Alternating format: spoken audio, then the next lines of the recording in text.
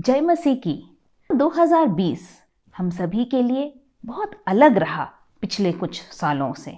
विश्व भर में देखें तो शायद इस साल को उतने आनंद के साथ नहीं याद किया जाता। हाँ, ये कोरोना वायरस नामक एक महामारी ने सारे संसार को अपने हाथों में ले लिया है और हम देखते हैं कि लोग इस कारण बहुत सी दिक्कतों का सामना कर रहे हैं। बहुत सी बीमारियां, लोग बीमार होकर मर रहे हैं, परेशानियां हैं, आर्थिक परेशानियां हैं, लोग अकेले हो गए हैं। अपने एक सामान्य जीवन को न जी पाने के कारण मानसिक तनाव में भी हैं और कई बार हम हिम्मत हार जाते हैं। हमारे जीवन में जब मुश्किलें आती हैं तो हम सोचते हैं कि क्यों मेरे जीवन में ऐसा हो रहा है। जब हम प्रभु में बढ़ने की कोशिश करते उसी समय हमारे सामने अड़चनें आती हैं। हमें लगता है कि जब हम प्रभु में बढ़ना चाह रहे हैं तभी मुझे मुश्किलें आती है। जब मैं एक नियमित प्रार्थना का समय निकालने की कोशिश कर रही हूँ या कर रहा हूँ तभी मेरे जीवन में परेशानी आती है। जब मैं ये निर्णय लेता हूँ कि मैं लगातार हर दिन वचन की मनादी में समय निकालूंगा तभी मेरे जीवन में परेशानी आती है।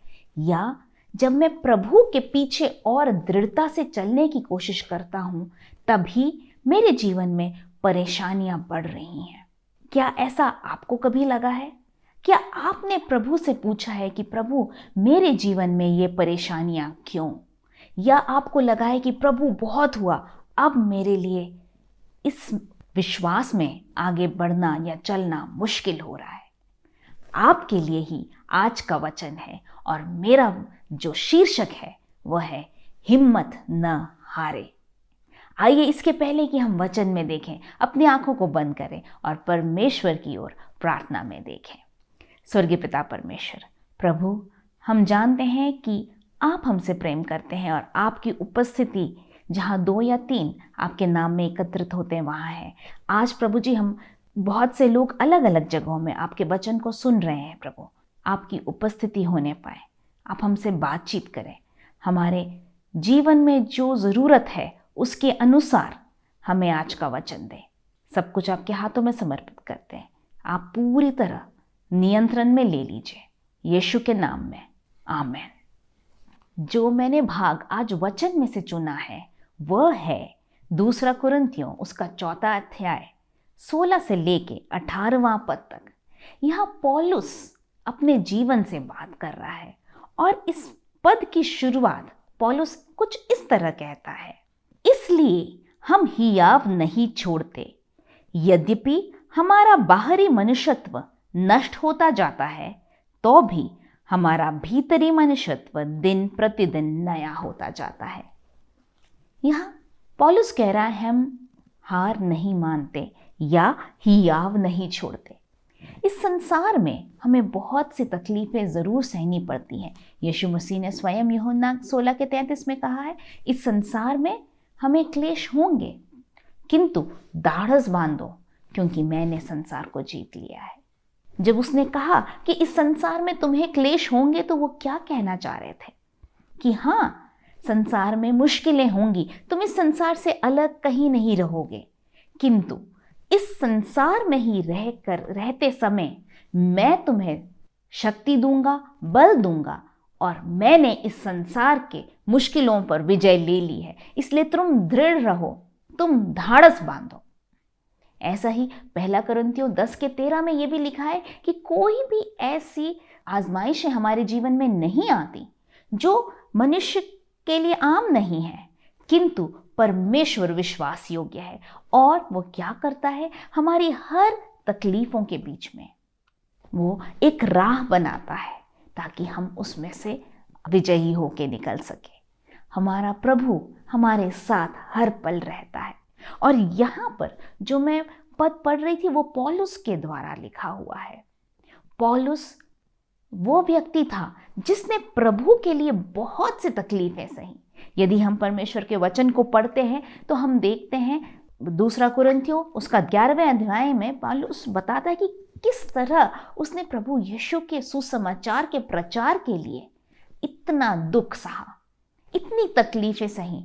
या यदि हम 2 कुरिन्थियों 11वां अध्याय उसके 24 से लेके 30वें पद तक देखें तो यहाँ पर लिखा हुआ है, वो कहता है कि उसने 5 बार यहूदी के यहाँ तो 39 कोड़े खाए, कम से कम 3 बार बैंतें खाई, और कहा है कि एक बार उसको उस पर पथराव किया गया और सोचा गया कि वो मर गया, उसको छोड़ दिया गया।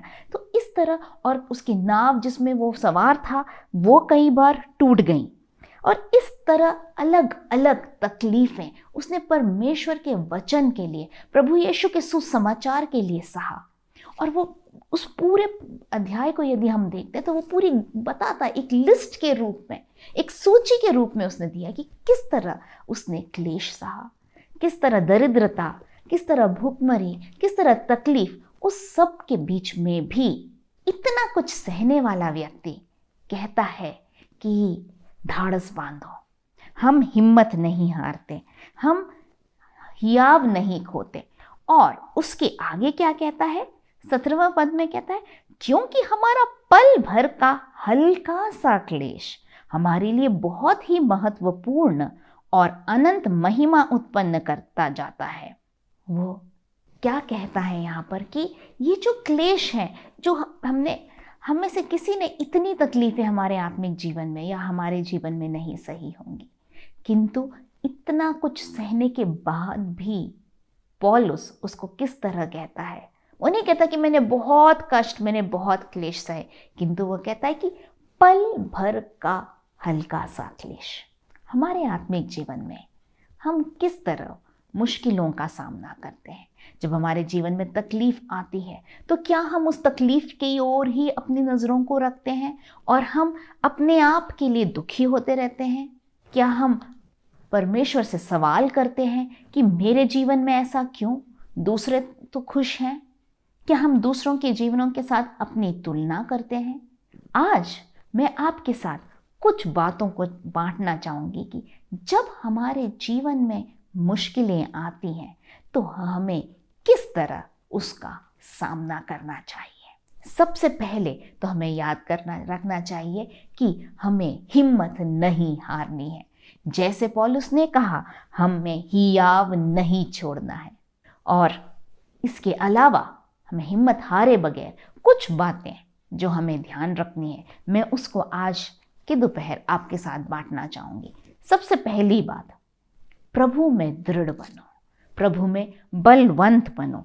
पौलुस लिखता है एफेसियों की पत्री उसके 6वें अध्याय और 10वां पद। अगर हम 6वें अध्याय के 10वें पद से आगे को पढ़ें तो आत्मिक युद्ध के हथियारों के विषय में लिखा है, और यहाँ पौलुस शुरुआत ऐसे करता है, इसलिए प्रभु में और शक्ति के प्रभाव में बलवंत बनो।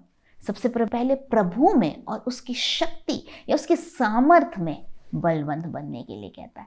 तो पहली बात, जब हमारे जीवन में मुश्किलें आती हैं तो इसके बजाय कि हम प्रार्थना करना बंद कर दें या हम वचन पढ़ना बंद कर दें या ठीक है अब मैं कलीसिया नहीं जाऊंगा, मेरे जीवन में बहुत मुश्किलें आ रही हैं, या प्रभु में नहीं बढ़ूंगा, या प्रभु से गुस्सा करने के बजाय या सवाल करने के बजाय सबसे पहले प्रभु में बलवंत होना है। हमें क्या करना है? उसकी शक्ति में और उसके वचन में हमें दृढ़ होना है। और उसके आगे 11वें पद में पौलुस कहता है, परमेश्वर के सारे हथियार बांध लो कि तुम शैतान की युक्तियों के सामने खड़े रह सको। हमें ये जानना है कि शैतान हमारे जीवन में तकलीफें, परेशानियां लाता है ताकि वो हमें प्रभु के प्रेम से अलग कर सके।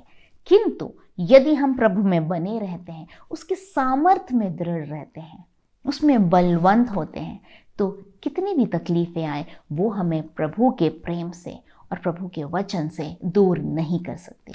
इसलिए सबसे पहले प्रभु में बलवंत बनो। दूसरी बात जो मैं आपके साथ बांटना चाहूँगी वो है कि आपका जो केंद्र बिंदु है, और या कहें तो जो फोकस है, उसको बदलिए। आप सोचेंगे फोकस बदलना अर्थ क्या है? क्या आपने किसी प्रोफेशनल फोटोग्राफर को देखा है जो तस्वीरें लेते हैं? उनके पास बड़े वाले कैमरा होते हैं। आजकल तो हमारे पास सभी के पास फ़ोन में भी कैमरा है, किंतु जो प्रोफेशनल फोटोग्राफी करते हैं उनको देखिएगा, बड़े बड़े कैमरा होते हैं और ऐसे कुछ लेंस घुमा घुमा के वो बहुत देर तक फोकसिंग करते हैं और उसी के बाद वो तस्वीरें खींचते हैं। यदि जो वस्तु है जिसकी तस्वीर उन्हें लेनी है वो पास है, तो वो क्या करते हैं, अपने फोकस को उस चीज़ पर ले आते हैं, उस वस्तु पर ले आते हैं, ताकि उसके पीछे की चीज़ें, जब आप जो फोटो देखेंगे तो आपको वो जो चीज़ पर उन्होंने फोकस किया है, जिस वस्तु पे फोकस किया, वो तो बहुत साफ नज़र आएंगी, लेकिन हो सकता है पीछे की चीज़ें थोड़ी धुंधली लगें। ऐसे ही यदि जो वस्तु जिसकी फोटो वो खींच रहे हैं वो दूर हैं, तो वो फोकस उस वस्तु पर इस तरह करते हैं कि दूर की वो चीज़ आपको साफ नज़र आती है, लेकिन उसके आगे की चीज़ें शायद आपको धुंधली नज़र आए। इसी तरह हमारे आत्मिक जीवन में, हमारे जीवन में जब परेशानियां आती हैं तो हमें थोड़ा सा फोकस एडजस्ट करना पड़ता है। फोकस किस तरह एडजस्ट करना पड़ता है कि हमें हमारी नज़रों को उस परेशानी पर नहीं किंतु प्रभु पर लगाना है। और इसके विषय में पौलुस इन्हीं पदों में बहुत अच्छे से लिखता है। 18वें पद में कहता है, और हम तो देखी हुई वस्तुओं को नहीं परंतु अनदेखी वस्तुओं को देखते हैं। वो कह रहा है पौलुस किस तरह अपनी तकलीफों में याब नहीं खोता, किस तरह वो दृढ़ बना रहता है, क्योंकि उसकी नज़र, उसका फोकस इस संसार की चीज़ों पे नहीं है, देखी हुई चीज़ों पर नहीं है। वो अपनी नज़र को अनदेखी चीज़ यानी वो स्वर्गीय आशीष पर लगा रहा है। तभी तो वो कह रहा है कि ये पल भर की तकलीफें या पल भर का हल्का सा क्लेश हमारे लिए बहुत ही महत्वपूर्ण और अनंत महिमा उत्पन्न करता जाता है। मेरे प्रियो, ज़रूरी है कि हम अपने फोकस को बदलें। जो चीज़ें दिखती हैं, जो क्लेश हमें आज दिख रहे हैं, उस पर नहीं, किंतु वह महिमा जो हमें दिखता नहीं है उस पर अपनी आँखों को लगाएं। दूसरी चीज़ है जो मैं पढ़ूंगी, रोमियों की पत्री उसके 8वें अध्याय के 18वें पद में पौलुस कहता है, क्योंकि मैं समझता हूं कि इस समय जो दुख और क्लेश उस महिमा के सामने जो हम पर प्रकट होने वाली है कुछ भी नहीं है। यहाँ दूसरी बात, पहले अपने फोकस को सही करें, अनदेखी हुई चीज़ों से हटाकर आंखों को अनदेखी चीज़ों पर लगाएं। दूसरी बात जो है फोकस सही करने में है कि जो सही तुलना करें, मतलब जो परेशानियां हैं उसकी तुलना में जो महिमा हमारे लिए है वह बहुत बड़ी है। इसके लिए मैं आपको एक उदाहरण देना चाहूँगी। यदि मैं आपको ये 10 रुपए का नोट दिखाऊं और मैं कहूं कि क्या ये 10 रुपए की कोई अहमियत है, यदि आप में से किसी का एक 10 रुपए का नोट गुम जाता है या गिर जाता है कहीं, क्या आप उसे ढूंढने की कोशिश करते हैं? या किसी दुकानदार के पास आपने कुछ खरीदा और आप घर आके आपको एहसास होता, अरे उसने तो मुझे 10 रुपए कम दिए। तो कई बार हम में से बहुत से लोग, अगर वो पास कहीं हैं तो ज़रूर जाकर वापस उससे बोलते हैं कि भाई आपने हिसाब में गलती कर दी। वो 10 रुपए की भी अहमियत होती है, किंतु यदि अगर मैं इसके सामने एक 20 रुपए का नोट ला के रख दूं, तो क्या 10 रुपए की उतनी अहमियत है? 10 रुपए की जो कीमत है वो 10 ही बनी रहती, उसकी कीमत में कोई बदलाव नहीं आया। लेकिन जब उसकी तुलना एक 20 रुपए के नोट से की गई तो उसकी कीमत कम लगने लगती है। ऐसे ही यदि मैं उससे ज़्यादा कीमती कोई नोट, 500 का नोट रख दूं, तो 500 के नोट के सामने ये 20 रुपए, ये 10 रुपए सभी फीका पड़ जाता है। 20 रुपए की कीमत में कोई बदलाव नहीं आया, 10 रुपए की कीमत में कोई बदलाव नहीं आया, किंतु सिर्फ बदलाव आया है तो अब मैं तुलना कर रही हूं उससे कुछ और अधिक कीमती नोट से। यही है हमारे जीवन में भी। हमारे जीवन में जब क्लेश आते हैं तो यदि हमारा पूरा ध्यान उसी पर रहे तो हमें बहुत भारी लगता है, किंतु जब हम इसकी तुलना उस महिमा में से करते हैं जो हमारे लिए रखा गया है, जैसे वचन में लिखा है, क्योंकि मैं समझता हूं कि इस समय के दुख और क्लेश उस महिमा के सामने जो हम पर प्रकट होने वाली है कुछ भी नहीं। पौलुस इसीलिए मुश्किलों का सामना कर सका क्योंकि उसने सही तुलना की। उसने जान लिया कि वो महिमा जो स्वर्ग में है उसके लिए, वो इन क्लेशों के से तुलना में बहुत बहुत अधिक है। तो सबसे पहली बात, जैसे मैंने कहा, अपने प्रभु में दृढ़ हो जाएं। दूसरी बात, फोकस को सही करें, और उस फोकस में क्या करना है, हमें देखी हुई वस्तुओं पर नहीं, अनदेखी हुई चीज़ों पर। और दूसरी बात, हमें जो इस क्लेश के सामने उस महिमा के ऊपर नज़र लगाना है जो हमारे लिए प्रभु में रखी है। तीसरी बात है, हमारी प्रतिक्रिया को बदलें। आप सोचेंगे प्रतिक्रिया को किस तरह हम बदल सकते हैं? पौलुस क्या लिखता है?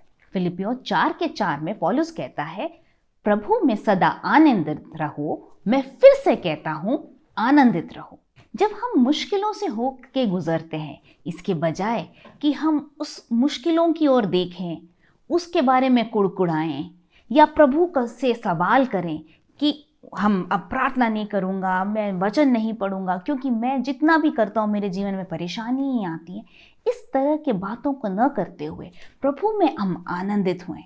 याकूब 1 के 2 पद में ऐसा लिखा है, हे मेरे भाइयों, जब तुम नाना प्रकार की परीक्षाओं में पड़ो तो इसको पूरे आनंद की बात समझो। याकूब यहाँ कहता है कि परेशानियों में आनंदित रहो। प्रभु यीशु ने भी तो कहा था, मत्ती 5:12 में हम पढ़ते हैं कि जब तुम विरोध सहो, मेरे नाम के खातिर तुम तकलीफ सहो, तो उसमें आनंदित हो। लूका 6:23 में भी यही लिखा है, जब मेरे नाम के खातिर लोग तुम्हारा विरोध करें, तुम्हें तकलीफ पहुंचाएं, तो तुम उसमें आनंदित रहो। इस विषय में मैंने एक कहानी सुनी थी, एक चिड़िया की कहानी थी। ये चिड़िया एक रेगिस्तान में रहती थी, जहाँ रेगिस्तान के बीच में एक कुंड था, उसके चारों ओर हरे भरे पेड़ थे। भले ही रेगिस्तान में बहुत गर्मी थी, किंतु इस कुंड के पानी और उस पेड़ों की छांव के कारण ये चिड़िया आराम से रह रही थी। किंतु एक समय आता है, एकदम से परिस्थितियां बदलती हैं कि धीरे धीरे उस कुंड का पानी सूख जाता है। फिर भी इस परिस्थिति में मैं चिड़िया किसी तरह आनंदित रहकर वो पेड़ों की छांव में खुशी से किसी तरह अपने जीवन बिता ही रही थी कि धीरे धीरे वो देखती है कि ये पेड़ भी सूख जाते हैं, और आखिरकार एक दिन वो सारे पेड़ सूख जाते हैं और वो चिड़िया इस तपती हुई गर्मी में रेगिस्तान के रेत में गिरती है और उसके शरीर बदन जलने लगता है और वो तकलीफ में करहाती है। और एकदम जब वो अपनी नज़र को उठा के देखती है तो वो देखती है कि एक सुनहरी चिड़िया आसमान से उड़ते हुए जा रही है। उस सुनहरी चिड़िया की नज़र भी इस चिड़िया पे पड़ती है और वो सुनहरी चिड़िया एकदम से सोचती कि मैं जरा जाके देखूं इस चिड़िया के साथ क्या हो रहा है। वो आती है और उस दूसरी चिड़िया से पूछती कि तुम इतनी तकलीफ में कैसे रह रहे हो? तो वो चिड़िया अपनी पूरी कहानी बताती है कि मैं हमेशा ऐसे नहीं थी, ये कुंड का पानी सूख गया है, यहाँ के पेड़ सूख गए, इसलिए आज मैं बहुत तकलीफ में हूँ। और वो सुनहरी चिड़िया से पूछती कि तुम कहाँ चली? बोलती मैं एक संदेशवाहक हूँ और मैं क्या करती हूँ, स्वर्ग जाती हूँ और ईश्वर से पूछती हूँ, दूसरों की जो इस संसार के लोग हैं और उनकी जो तकलीफ़ें हैं उसको ईश्वर तक पहुँचाती हूँ और उनका संदेशा वापस उनको पहुँचाती हूँ। जब ये चिड़िया इस बात को सुनती है तो बोलती, क्या तुम मेरा भी एक काम करोगे? जब तुम ईश्वर से जाके मिलोगे स्वर्ग में तो क्या पूछोगे कि मेरी ये तकलीफ़ें कब तक चलेंगी, कब ये ख़त्म होंगी? क्या मुझे ज़रूर इस बात का जवाब देना। तो सुनहरी चिड़िया बोलती है, ज़रूर, मैं जाके पूछूंगी। और वो जब ईश्वर के पास पहुंचती है, बाकी बातें ख़त्म कर कर पूछती है कि मैंने रेगिस्तान में एक चिड़िया देखी थी, वो बहुत तकलीफ़ से होकर गुजर रही है, क्या आप बताएंगे कि उसकी तकलीफ़ें कितने दिन और चलेंगी? तो उसको ईश्वर की ओर से जवाब मिलता है कि अभी 2 साल उसको इस तकलीफ़ों में से होकर गुजरना है, उसके बाद उसकी परिस्थिति में एक बदलाव आएगा। जब सुनहरी चिड़िया इस बात को सुनती है तो वो थोड़ी सी निराश हो जाती है कि अगर मैं उससे बोलूँगी कि उसे 2 साल ये तकलीफ़ सहने हैं तो शायद वो निराश हो जाए। तो मैं ऐसा करती हूँ, उससे नहीं मिलूँगी, मैं दूसरे रास्ते से वापस चली जाऊँगी। और सुनहरी चिड़िया वही करती है। कुछ समय बाद, कुछ महीने बीत जाते हैं, उसके बाद एक और बार ये सुनहरी चिड़िया स्वर्ग की ओर जा उड़ रही थी, तो उसी रेगिस्तान से होके गुजरती है। तो वो सोचती है मैं जरा देखूं तो कि उस चिड़िया का क्या हाल है, इतने महीनों में बेचारी इतने तकलीफ में से होके गुजर के कहीं हार तो नहीं मानी, क्या हुआ। और जब वो वहाँ पहुँचती है तो उसे देखती है कि वहाँ का कुंड फिर से पानी आ गया है और वहाँ के पेड़ हरे भरे फिर से हो गए और वो चिड़िया बहुत अच्छे से चहचहाते हुए वहाँ घूम रही है। उसको बहुत आश्चर्य होता है, ऐसा कैसे हुआ कि जो ईश्वर ने मेरे से कहा था वो बात गलत निकली। वो वापस स्वर्ग पहुंचती है और ईश्वर से पूछती है कि पिछली बार आपने उस चिड़िया के विषय में कहा था कि 2 साल उसे तकलीफों को झेलना है, किंतु कुछ महीनों में ही मैंने देखा कि उसकी परिस्थिति बदल गई है। तो ईश्वर उसको जवाब देते हैं कि हाँ, सही तो था कि उसे 2 साल इस परेशानियों को झेलना था, किंतु इस परेशानी के मध्य में वो इतना हर बात के लिए धन्यवाद दे रही थी। वो जब भी वो उस तपती जमीन पर भी गिरती थी, उस रेत में गिरती, तब भी कहती थी कम से कम मैं जिंदा हूँ, मैं उसके लिए धन्यवाद देती हूँ।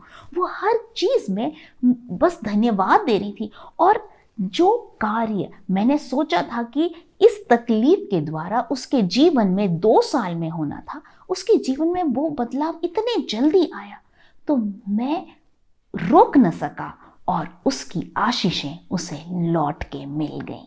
इस जवाब को सुनकर वो सुनहरी चिड़िया बहुत ही आनंदित होती है। जैसे मैंने कहा, ये सिर्फ एक कहानी है, शायद सच्चाई शायद इसमें ना हो, किंतु एक बहुत बड़ी सीख है इसमें। जब हम अपनी परेशानियों की ओर नज़र रखते हैं तो वो हमें बहुत लंबी महसूस होती है।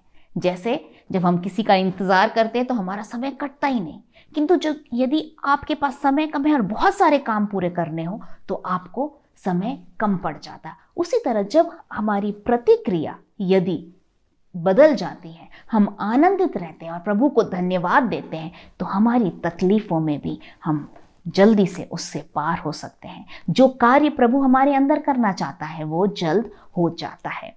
तो ये थी जो मैंने आपके साथ 3 बातें बांटी कि किस तरह हम हिम्मत न हारें। एक और बात बांटकर मैं यहाँ ख़त्म करना चाहूँगी कि आखिरकार तकलीफ़ों से हमारे जीवन में क्या होता है, क्या परिणाम होता है तकलीफ़ों का। हम कई बार सोचते हैं प्रभु मेरे ज़िंदगी में कोई परेशानी ना आए, कोई तकलीफ़ ना आए, किंतु परेशानी और तकलीफ़ किसी कारण से हमारे जीवन में आते हैं। और पौलुस इस विषय में क्या कहता है, आइए हम देखें इसी 2 कुरिन्थियों के 4 अध्याय में। यहाँ पर हम देखते हैं कि पौलुस क्या कहता है 16वें पद में, इसलिए हम हियाव नहीं छोड़ते, यद्यपि हमारा बाहरी मनुष्यत्व नष्ट होता जाता है, तो भी हमारा भीतरी मनुष्यत्व प्रतिदिन नया होता जाता है। तो हमारा बाहरी मनुष्यत्व भले ही वो कमज़ोर होता जाए, आत्मिक रीति से हम दृढ़ होते जाते हैं, आत्मिक रीति से हम बढ़ते जाते हैं। आप पूछेंगे कैसे बढ़ते जाते हैं, क्या होता है हमारे जीवन में। कुछ बातें वचन में लिखी हैं कि हमारे जीवन में किस तरह बदलाव आते हैं।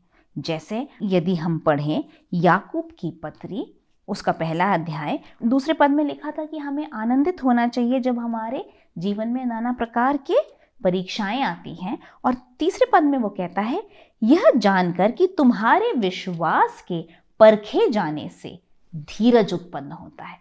तो हमारे अंदर क्या विश्वास के परखे जाने से, या जब हमारे जीवन में तकलीफें या मुश्किलें आती हैं, तो यदि हम उस प्रभु में बने रहें, हम उसमें दृढ़ रहें, तो हमारे फोकस को सही रखें, हमारी प्रतिक्रिया को बदलें, तो हमारे जीवन में क्या आते हैं, पहली चीज़ धीरज उत्पन्न होता है। दूसरी बात, यदि हम देखें 1 पत्रस उसका 5वां अध्याय और उसका 10वां पद कहता है, अब परमेश्वर जो सारे अनुग्रह का दाता है, जिसने तुम्हें मसीह में अपनी अनंत महिमा के लिए बुलाया, तुम्हारे थोड़ी देर तक दुख उठाने के बाद आप ही तुम्हें सिद्ध और स्थिर और बलवंत करेगा। यहाँ कहता है कि परमेश्वर हमें सिद्ध, स्थिर और बलवंत करते हैं। तो प्रभु में हम सिद्ध होते हैं, स्थिर होते हैं और बलवंत होते हैं। और आखिरी बात जो बताना चाहूँगी वो है, यदि हम प्रकाशित वाक्य पढ़ें उसके 2 अध्याय में, जहाँ मसीह कलीसियाओं से बात कर रहा है, स्मुरना की कलीसिया से बोल रहा है, और वहाँ ये कह रहा है कि मैं जानता हूँ तुम बहुत क्लेश से होके गुजरे, किंतु दूसरे अध्याय के 10वें पद में वो कहता है जो दुख तुझको झेलने होंगे उनमें मत डर। और उसके बाद कुछ दुखों के बारे में बताता है और कहता है और प्राण देने तक विश्वासी रह तो मैं तुझे जीवन का मुकुट दूंगा। तो यदि हम तकलीफों से होके गुजरें, उसमें हम दृढ़ रहें, हम बने रहें, तो हम हमारे जीवन में हम उस उस जीवन के मुकुट को पाएंगे। ये समय है, आइए हम प्रार्थना करेंगे और परमेश्वर से मांगेंगे कि ये वचन आपको प्रभु में दृढ़ करें। स्वर्गीय पिता परमेश्वर, धन्यवाद आज के वचन के लिए। हम मांगते हैं कि आपके बच्चे जब इस वचन को सुनते हैं प्रभु जी, वो आत्मिक रीति से दृढ़ होने पाए। तकलीफों में भी प्रभु जी अपने फोकस को आप पर रखें, ताकि प्रभु जी चाहे तकलीफ उनके जीवन में आए क्यों ना आए, वो उसमें से जयवंत होकर निकले और प्रभु जी उस जीवन के मुकुट को पा सके। हमें शक्ति और बल दे। आदर और महिमा आपको देते हैं, यीशु के नाम में इस विनती को मांगते हैं। सुनिए और ग्रहण करिए। आमीन। प्रभु आप सभी को आशीषित करे।